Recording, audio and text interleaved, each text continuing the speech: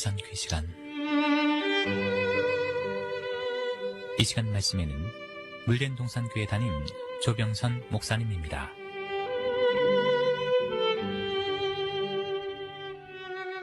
할렐루야, 물된 동산교회 조병선 목사입니다. 오늘부터 저는 주님의 십자가 앞에서 서성이던 사람들, 우리가 한 번쯤 돌아보아야 할 사람들에 대해 말씀을 나누려 합니다.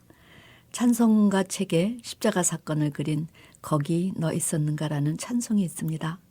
혹 그 가사를 기억하고 계시는지요? 거기 너 있었는가? 그때에 주가 그 십자가에 달릴 때 거기 너 있었는가? 그때 주가 그 나무 위에 달릴 때 거기 너 있었는가? 그때 해가 그 밝은 빛에 이를 때 거기 너 있었는가? 그때 주를 그 무덤 속에 누일 때 거기 너 있었는가? 그때 주가 그 무덤에서 나올 때 때로 그 일로 나는 떨려 거기 너 있었는가? 그때에 때로 그 일로 주께 영광 거기 너 있었는가? 그때에 십자가 앞에 서성거렸던 과거 인물들을 통해 여러분과 제 모습을 발견하기를 원합니다. 첫째, 예수님을 환영하였던 얼굴들이지요. 마태복음 21장 예수님께서 예루살렘 성에 입성하실 때 주님께서 명하신 대로 나귀와 나귀 새끼를 끌고 와서 제자들이 겉옷을 벗어 나귀 새끼 위에 얹으며 주님을 따랐습니다.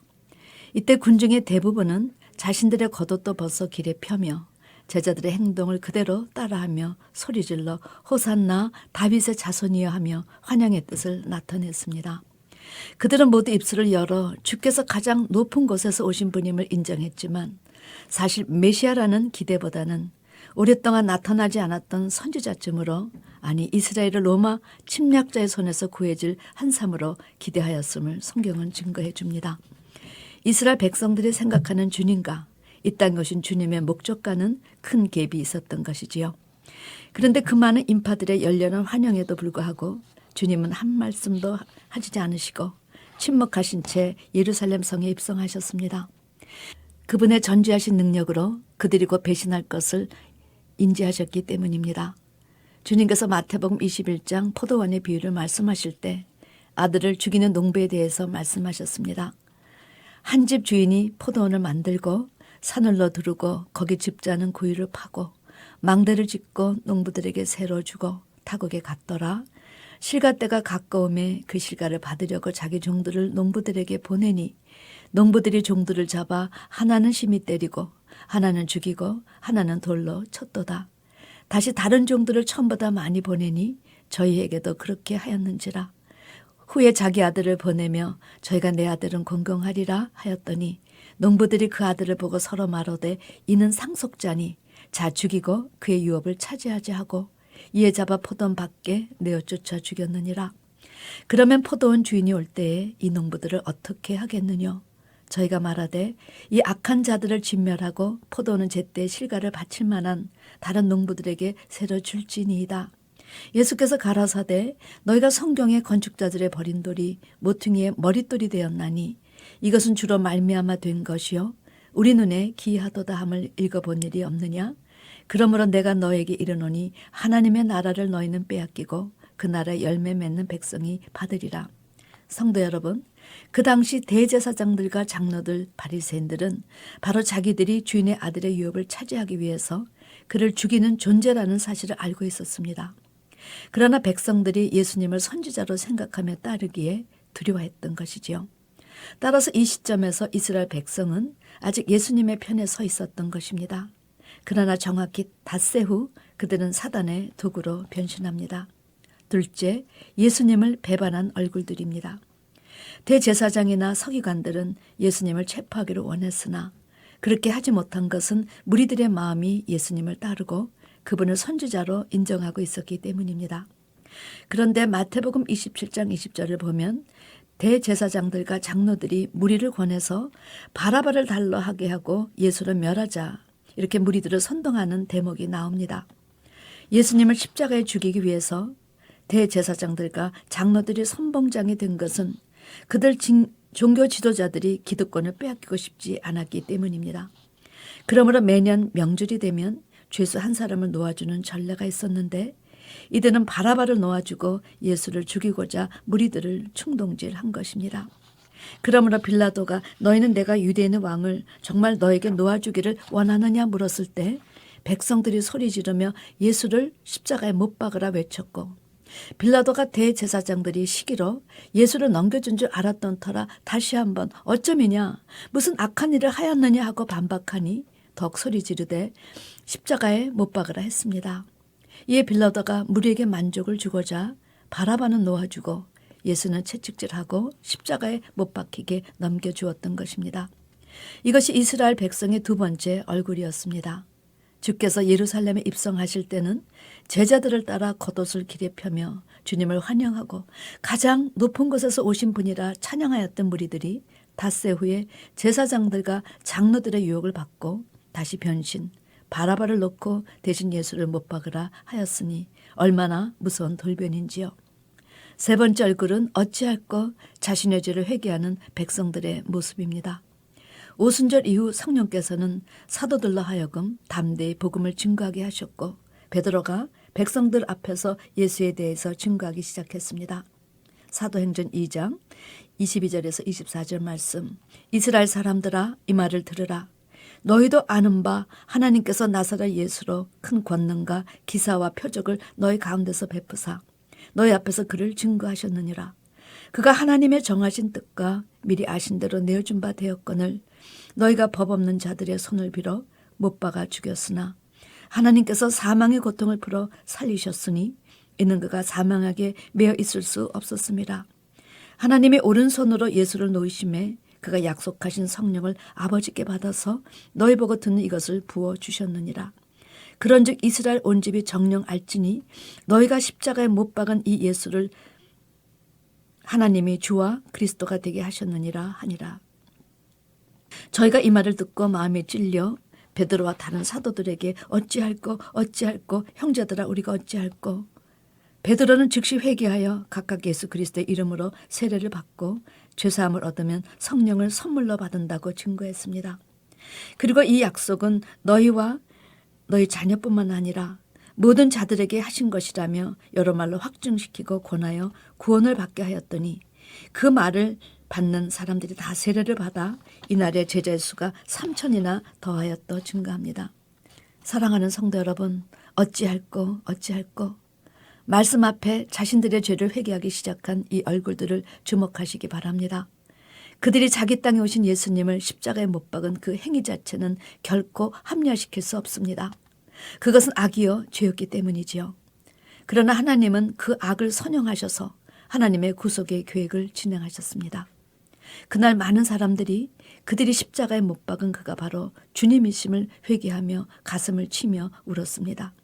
감사한 것은 예수님께서 자원하여 십자가를 지시고 십자가에서 오른쪽 강도를 통하여 그리스도의 권세를 회복하셨으므로 누구든지 자기 죄를 고백하는 자들이 그 죄를 씻을 수 있도록 그 문을 열어주셨던 것입니다. 우리는 이 무리들의 얼굴에 3번이나 변한 것을 통해서 무엇을 깨달아야 할까요? 이 군중들의 모습이 바로 우리의 모습이 아닐는지요.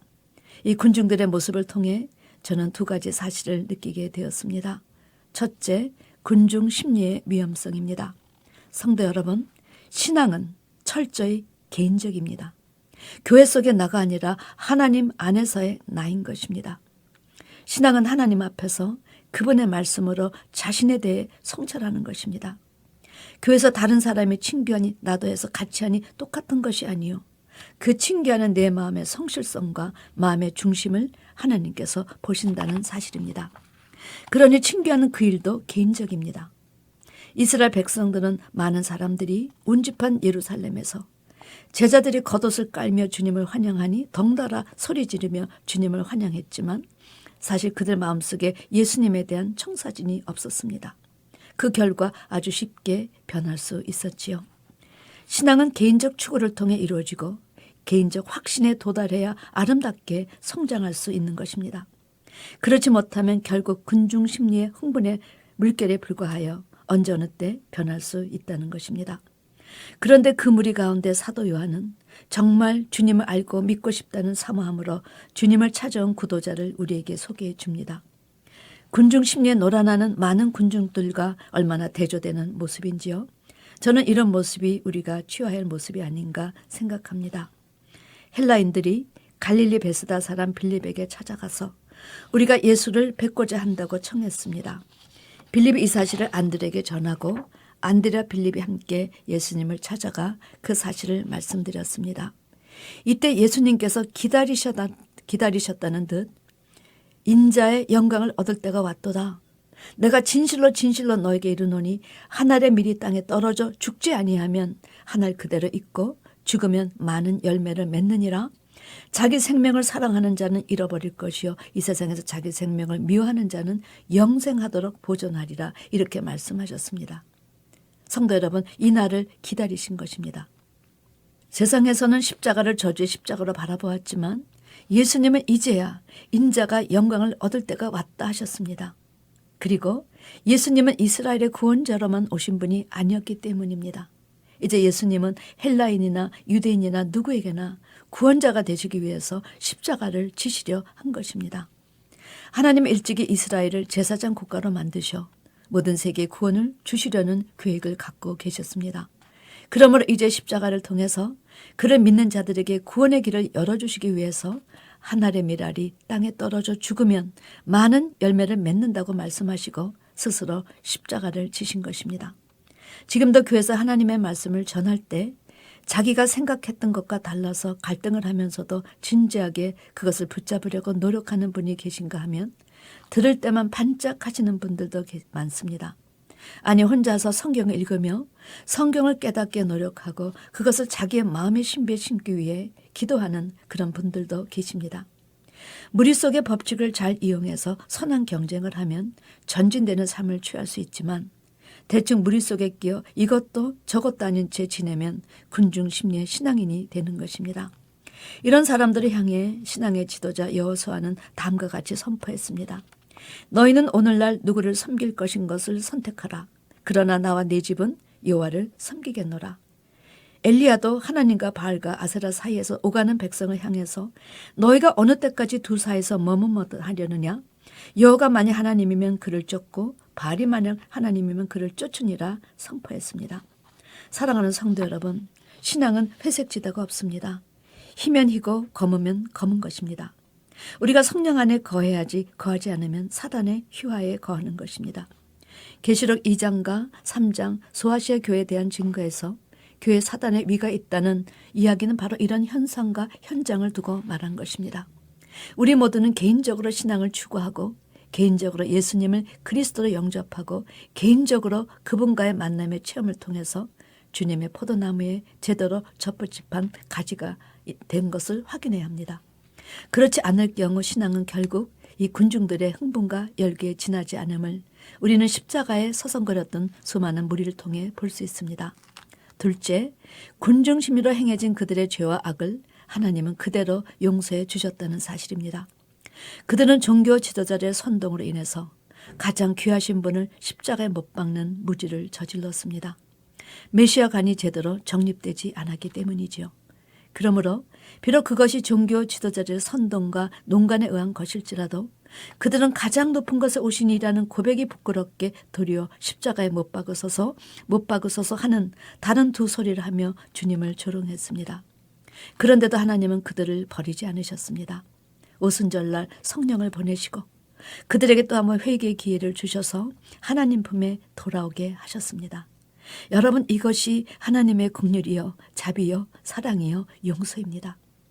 죄 지은 우리가 언제 어느 때에 나가 죄사함을 받을 수 있는 길을 열어주신 하나님과 그 모든 수치와 고난을 참고 그리스도의 권세를 회복하신 주님을 찬양하는 여러분과 제가 되기를 주님의 이름으로 축원합니다. 아멘.